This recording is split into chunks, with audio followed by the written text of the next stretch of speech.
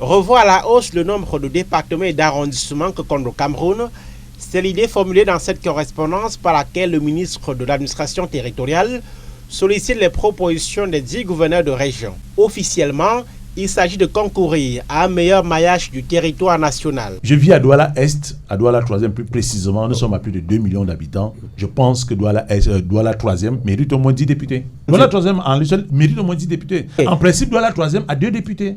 Créer de nouveaux départements et de nouveaux arrondissements implique la mise en place de nouvelles communes. Au sorti d'une élection présidentielle où le RDPC a enregistré l'un de ses pourcentages les plus bas, et à quelques mois des élections locales, certains analystes y voient une manœuvre pour contrer la montée de l'opposition. La volonté du contrôle politique du territoire, vu que c'est directement au lendemain d'une élection où le pouvoir a été mis en difficulté, que de la façon la plus soudaine, nous avons vu circuler ce communiqué, comme si le problème de l'enclavement des territoires et de l'abandon ou du sous-développement dans de nombreux espaces se posait seulement aujourd'hui. Ce n'est pas un hasard. Les critiques se fondent sur l'absence de données actualisées sur la démographie, le pays n'ayant plus fait de recensement de la population depuis 20 ans. Mais n'empêche, le gouvernement entend se fonder sur l'étendue des unités administratives déjà en place, la taille de la population ou encore les activités économiques en vigueur. Nous pensons que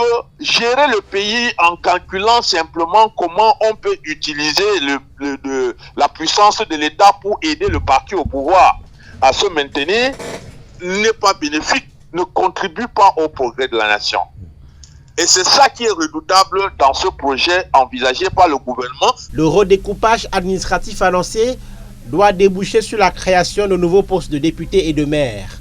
Certaines études proposent de passer des 180 députés actuels à 250 et des 360 à 500 maires.